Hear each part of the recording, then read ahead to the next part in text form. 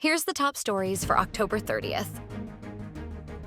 Senator Hontiveros is overjoyed as President Marcos signs new law outlawing POGOs.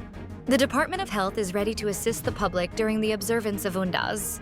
The Philippines and European Union renew their push for human rights and due process in Brussels meet. PAGASA monitors a new low-pressure area, which may develop into a tropical cyclone in the coming days. Israel's military says ceasefire is back on as death toll from Gaza strikes reaches 104.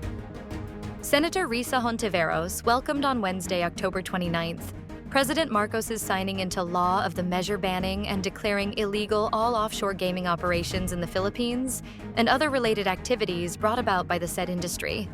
Hontiveros made the statement after Marcos signed Republic Act No. 12312, also known as the Anti-POGO Act of 2025.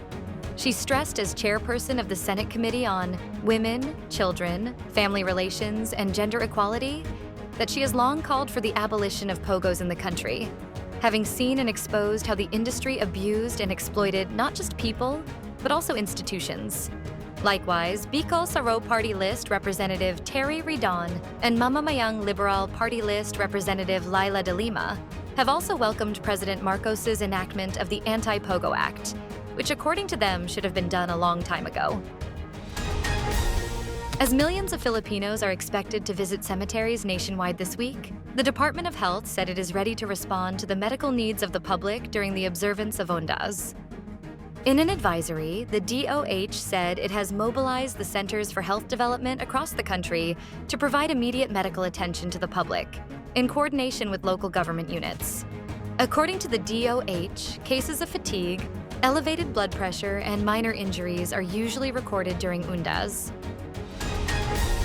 The Philippines and the European Union have reaffirmed their commitment to human rights, due process, and the rule of law, agreeing to work together to uphold and promote the principles of the United Nations Charter amid rising geopolitical tensions.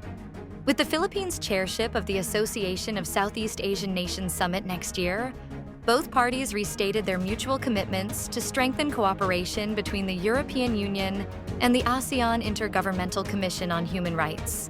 Both sides highlighted the importance of getting the Commission on Human Rights and other non-government organizations and civil society groups involved in implementing the said action plan and the committee's work.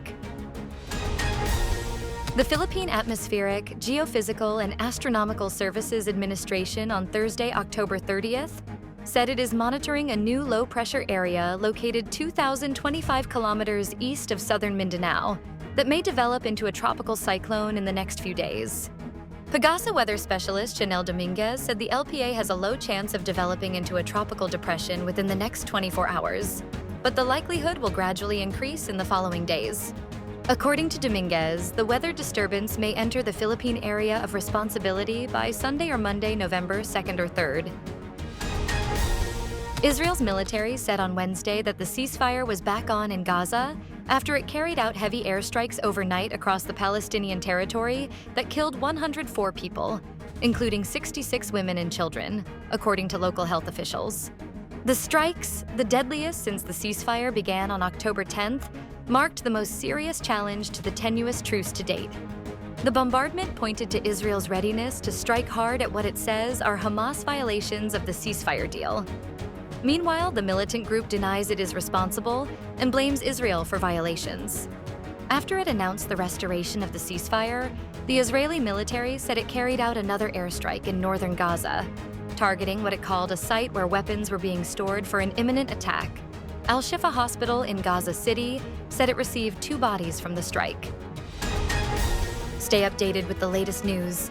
Visit our website at www.mb.com.ph or follow us on social media. Thanks for tuning in to the Manila Bulletin Daily Rundown.